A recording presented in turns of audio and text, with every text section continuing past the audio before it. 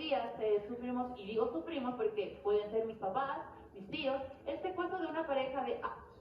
Realmente esto es un tema que ha venido incrementándose a nivel primero nacional, ahora ya a nivel capitalino. Entonces doy la bienvenida para que nos puedas compartir un poquito sobre el tema jurídico, el análisis que nos interesa. ¿Qué está pasando en el país? Bienvenido. Bueno, muchísimas gracias a ustedes por la invitación y al canal. Muchísimas gracias y a toda la ciudadanía que está del otro lado de las pantallas. Bueno, en efecto, creo que esto se volvió el día de ayer, el 12 de marzo, en la madrugada del 12 de marzo, un tema de interés social. La pareja de dos abogados que, dicho sea de paso, fueron mis colegas en la universidad y uno de ellos un compañero en la maestría. El tema se viene dando ya como un ataque sistemático por parte de las bandas delictivas, quienes han optado por utilizar el carácter de inimputabilidad de los menores de edad para traerlos a sus bandas delictivas. ¿Qué quiero decir con inimputabilidad? Que no son sujetos de ser procesables por jueces de garantías penales para que ellos, tal como constaría en el orgánico integral penal, es decir, su carácter de inimputabilidad para los niños, que es total, no pueden ni tener medidas socioeducativas. Para los menores hay infractores, simplemente serían medidas socioeducativas, y en el caso de reclusión de libertad, pues simplemente los harían en centros de detención o reformatorios, donde pues evidentemente no cumplirían una pena per se, sino son medidas socioeducativas. Y esto es lo que tiene a la ciudadanía bastante preocupada, y a toda la ciudadanía. Recordemos el crimen que se cometió en Esmeraldas a un policía por parte de un menor de edad de 12 años y también por un adolescente. Y al momento se tienen en las investigaciones de los partes policiales que parte de esta banda delictiva forman menores de edad, es decir, de 18 años, e inclusive niños y niñas, en este caso niños que pertenecen a bandas delictivas que son aprovechados de manera maliciosa por estas bandas delictivas que conocen nuestro ordenamiento jurídico y utilizan esta, yo voy a decir, este pequeño flexibilidad de conductas criminales. Claro, la verdad es que es algo que nos impacta a todo el Ecuador, porque yo creo que es una manera de manipular y que otras personas pues puedan como salir a favor de esto, ya que a un menor no le puedes tratar igual que a un adulto, obviamente. No van a hacer como que las mismas sanciones. Y esto es increíble cómo ha tomado fuerza, sobre todo aquí en el Ecuador, porque lo que está pasando es realmente crítico. Y bueno, no sé, ¿tú qué recomiendas? ¿Qué se podría hacer para que estas personas pues ya no sigan actuando de esa forma en medidas legales, ¿no? Bueno, lo primero que hay que hacer es hacer un llamado de conciencia a la ciudadanía de que no se trata de criminalizar la pobreza, porque hay bastantes tratadistas, entre ellos Zaffaroni y Ferrajoli, que nos han comentado ya de que la criminalización de la pobreza es algo que matizar, es decir, lo que no se trata es de criminalizar a la pobreza per se, pero lo que se tiene que tratar es de proteger a la ciudadanía. Y cuando los delincuentes que han encontrado en las bandas criminales una salvedad jurídica para que ellos cometan estos actos delictivos, debe la ley por lo menos reformarse. Nosotros estamos sujetos a varios pactos de convencionalidad donde deberíamos denunciar los tratados para nosotros salirnos de ahí y poder cambiar algunas normativas. Sin embargo, yo lo veo que por vía de un proyecto de ley es todavía viable que se traten, o por lo menos se traten como materia legislativa, proyectos de reforma a la ley en el Código Orgánico Integral Penal y obviamente el Código de la Niñez y Adolescencia, porque los menores de edad son juzgados por jueces de la niñez y adolescencia especializados en menores infractores, para reformar esta clase de procedimientos y así la ciudadanía pueda tener una mayor certeza de lo que sucede alrededor, obviamente, de estas bandas delictivas, y que ellos no se aprovechen de. Es preocupante, porque he hablado con varias personas de la Policía Nacional y hay personas que ya son menores de edad, desde 14, 15 años, que ya son criminales, pero con una larga data, que han matado a algunas y otras personas, y esto es preocupante realmente, por lo que hay que tener control, y hay que hacer un control directo por parte del legislativo, y obviamente esto a través de una propuesta, ya sea de la Presidencia de la República, la Asamblea Nacional, o propiamente de la propuesta ciudadana, que son los mecanismos legislativos para proponer un proyecto de ley. Sabes que yo me tomo mucho tus palabras y realmente yo también estoy de acuerdo. Debemos hablar sobre reformas, y muchas de las personas piensan que endureciendo las penas se puede contrarrestar esto o evitar los delitos. Realmente no creo que vaya por ese lado. Sí creo que es un tema social bastante complicado que se ha venido desgastando, se ha venido tergiversando con el pasar de los tiempos. Mira todo lo que pasó en Carnaval, y no me quiero a un menor de edad se le da una, tenga bala, sea de juguete o no, pero desde ahí se normaliza el tema de la violencia. Entonces yo creo bastante que el tema de endurecer penas no tiene tanto que ver con erradicar esto, sino algo que va directamente desde la parte de la justicia ecuatoriana con reformas que apliquen al proceso, más que nada, más que al castigo, pienso yo que va al tema del proceso. No sé qué me compartas tú. Pero mira, yo tengo que ser enfático, no quiero discrepar con tu pensamiento, yo lo respeto como el más, pero sí tengo que discrepar con lo que acabas de decir por una sola razón.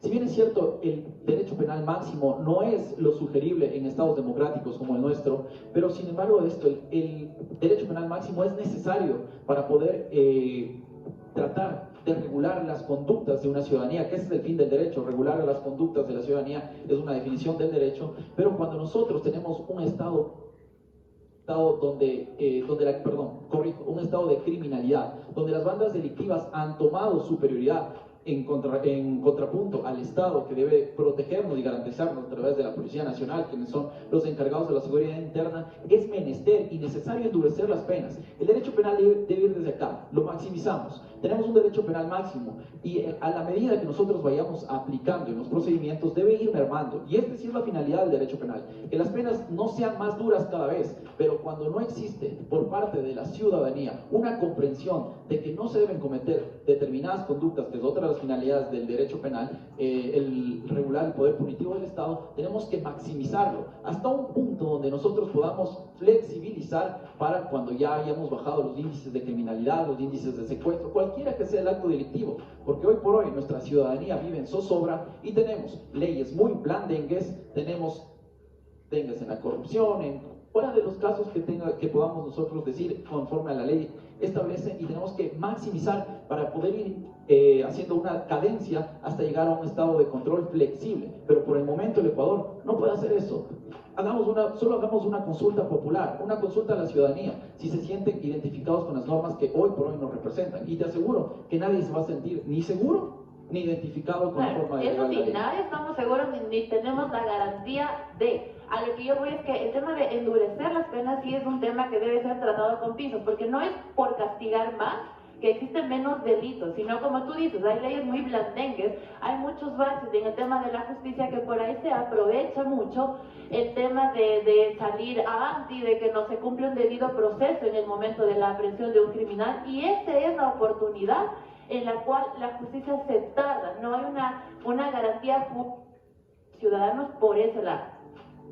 Hemos venido aplicando esa misma justicia, creo que durante 42 años de democracia. Los índices de criminalidad en este año fueron los más altos, bueno, en el 2022 fueron los más altos, las tasas de muertes violentas fueron más altas. Entonces proponer el mismo mecanismo, no sé quién habrá dicho, pero utilizar el mismo método, es absurdo querer utilizar el mismo método para tratar de bajar los índices de criminalidad cuando evidentemente esto no ha sucedido. Ejemplo, tenemos a Filipinas, ejemplo teníamos a Taiwán, ejemplo teníamos a Singapur, que endurecieron sus leyes, y hoy por hoy, obviamente su cosmología, su cosmovisión es muy diferente a la nuestra. Sin embargo, de aquello, esos son modelos en donde endurecieron muchísimo las penas, sobre todo en el tema de corrupción, narcotráfico, y hoy por hoy son países realmente muy seguros. Y si queremos ver un ejemplo que está en boga y que está bastante visible, vamos a ver a El Salvador, cómo no han endurecido las penas, sino la forma de tratar a los criminales y cómo la criminalidad baja. Es una fórmula y hay que aplicar fórmulas diferentes. Aquí en el Ecuador no se aplica ninguna, porque con muchísimo respeto hay que decir, las leyes en el Ecuador hoy no parecen hechas por los ciudadanos, sino por las entes criminales. Bueno, Alejandro, cuéntanos también un poco sobre el sistema. ¿Cuánto tarda en hacerse un proceso a una condena, por ejemplo? ¿Cuánto es que le van a dar al delincuente ya su juicio y todo esto? ¿Cuánto tarda más o menos el proceso? En materia ordinaria, nosotros tenemos procedimientos expeditos ordinarios, hay que ver en cuál nos referimos. Vamos a un procedimiento ordinario, por ejemplo, por secuestro, como sería el caso ayer. Tenemos que empezar una investigación previa, se abre una etapa de investigación previa que depende del delito, puede ser de 1 a 2 años, es decir, si son de 0 a 5 años, 1 año de investigación previa, si es de 5 en adelante, 2 años de investigación previa, una instrucción fiscal, que es la formulación de cargos, puede durar hasta 120 días extraordinariamente. Tenemos una etapa preparatoria de juicio. Tenemos una etapa de juicio, un proceso penal ordinario en las condiciones que nosotros nos encontramos ahora por un delito de secuestro, si es que es muy expedito y es bastante mediático, podría durar, digo yo, un año posiblemente, y si es de una persona ordinaria, es decir, que no se hizo mediático el caso, que está tratando con fiscalía, que no tiene ni siquiera el personal suficiente para atender las denuncias, vayan y pregunten. En realidad yo soy abogado y todo el tiempo estoy consultando y me dicen exactamente lo mismo en todos los lugares. Pues entonces es muy complicado nosotros tener el elemento de justicia, por lo menos, y de acceso célere a la justicia, cuando no existe ni siquiera institucionalidad que nos respalde. Entonces sí hay muchas cosas que cambiar. La fórmula hay que cambiar, ecuatorianos, eso es definitivo. Pero entonces, en realidad, la falla, ¿dónde está? ¿En el momento de la aprehensión, en el fiscal, en el juez, en el proceso como tal? ¿Dónde existe ese bache que permite que un proceso sea largo o sea corto? Sacando de contexto el tema de presión social, sino un tema normal. ¿Dónde está la falla? El proceso está aquí, la falla. A ver, primero que todo, las instituciones del Estado, Fiscalía, como es un ente del Estado, no tiene suficiente personal para abastecer a todas las denuncias que hoy por hoy se generan en el día a día, en el acontecer diario. No hay el suficiente personal. Ese es un primer bache.